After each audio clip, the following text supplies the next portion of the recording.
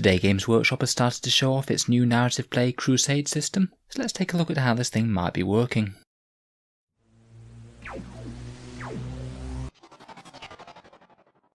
Hello and welcome back to Auspex Tactics, the strategy-focused 40k channel. So one of the most experimental things that the Games Workshop seem quite excited about in the new edition is this new Crusade system, aimed at narrative play, where you take a fledgling army and build it up towards bigger and bigger games, with your heroes, characters and units unlocking interesting abilities or acquiring injuries and battle scars as they go along. In terms of the reaction that I've seen on videos and Facebook in general, people really seem to be quite pumped for trying this out, so let's see what Games Workshop have told us today.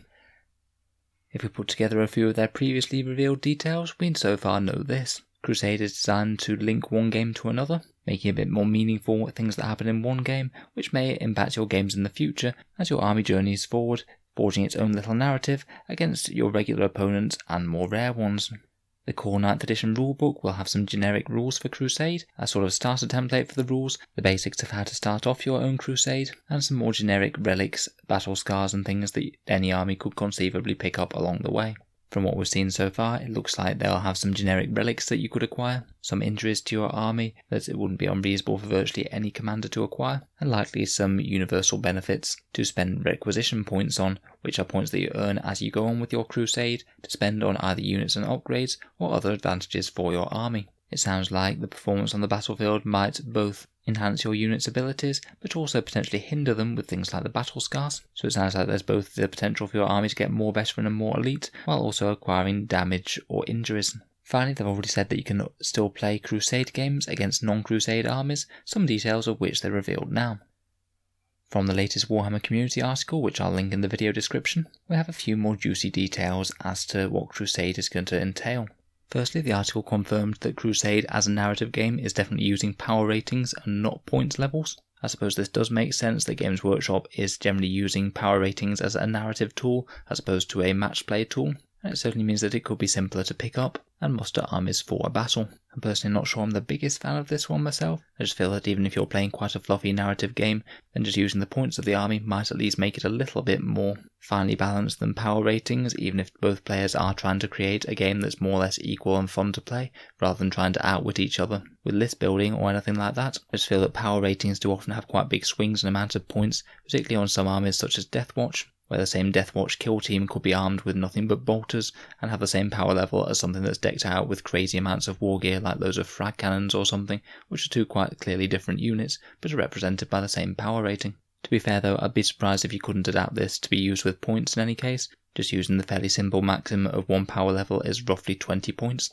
which does seem to be what Games Workshop tends to go for on the datasheets. When you're starting a Crusade army, you initially draw up an order of battle, which you take from a list of units based on any one of the main factions in 40k. Interestingly enough, they specifically said that there's 7 factions in 40k that you can draw your Crusade army from. They basically lumped all Imperium together, all Chaos together, and all Eldar and Tyranid forces together, presumably including Genestealer Cult in the Tyranid forces. I've got no idea about if Brood Brothers would work with this. In any case, once you've chosen what faction you're going to be playing from, you initially generate a unit roster of lists of units that you can pick for your army. It's looking like you're going to be starting with a reasonably small list of 50 power level of various options, which roughly translates into around about 1,000 points, if you're more used to using them as a measure. It appears that the idea wouldn't ever be to use this entire list in your army in one game, but basically that would be your pool of units that you could draw from in each given battle. It sounds like the idea is to start small, so you might be looking to do a 25 power level or 500 point game against another person with a starter Crusade army, and then you'd make a mini army out of the various options in your list to go together and fight that battle.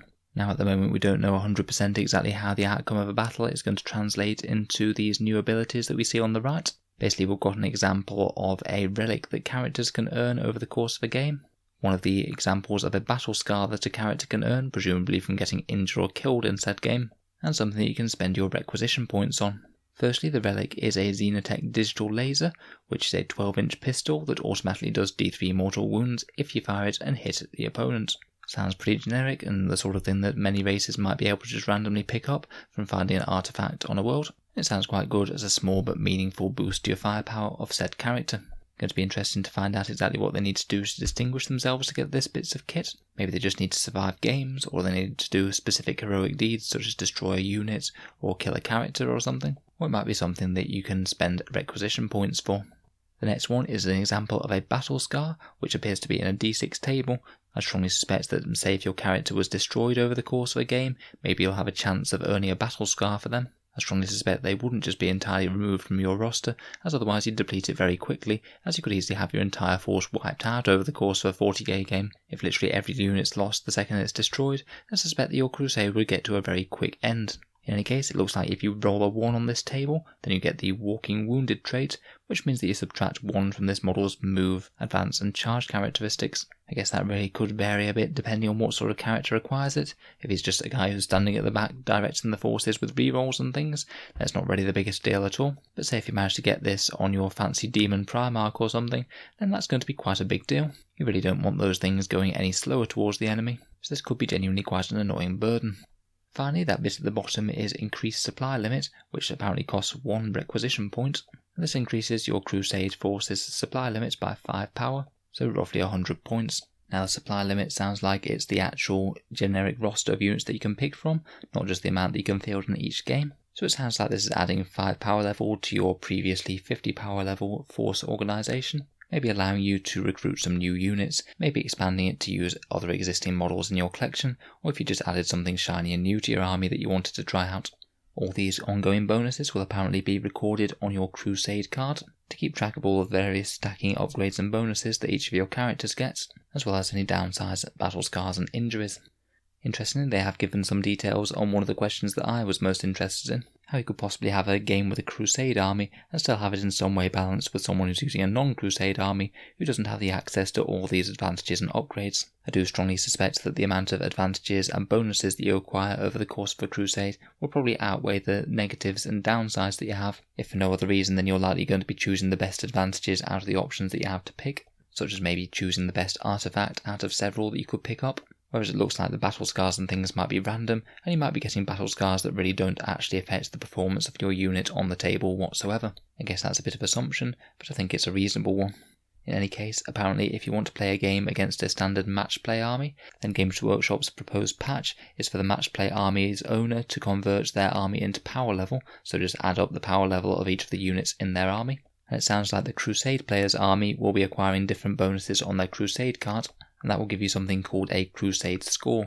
The person with the match play army's score would be 0, because of course they haven't got any disadvantages or advantages from playing a Crusade game, but presumably the Crusade player would likely have acquired a bunch of positives or maybe even a bunch of negatives to give them a positive or negative score. Again, I strongly suspect that it's more likely to be a positive score, in which case apparently the match play person's army will be getting a bunch of minor advantages of some sort to try and help even things up a bit and make it not too disparate. Maybe they might be able to pick some of the fun relics and things from the Crusade roster just to try them out for that game, to hopefully make things a little bit more balanced. It certainly doesn't sound like Crusade's going to be any sort of highly matched or balanced system, but I think that that's Games Workshop's intent with this really.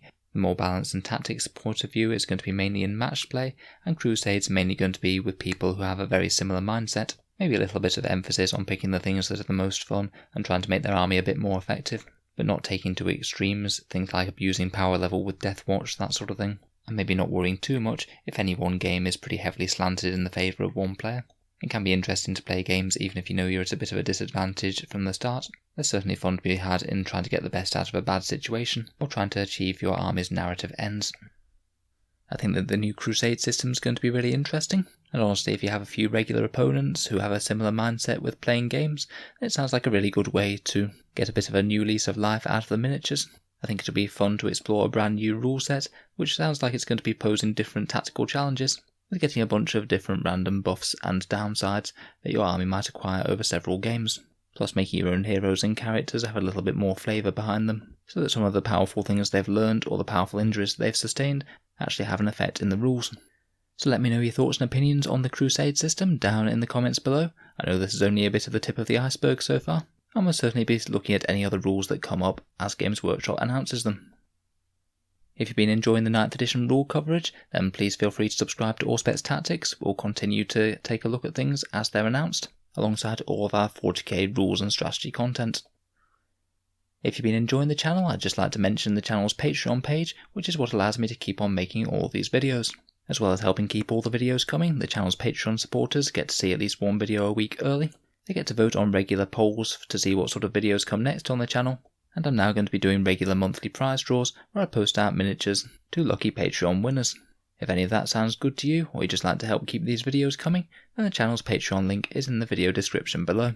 A massive thank you to all of you who are supporting, you really do keep the channel going.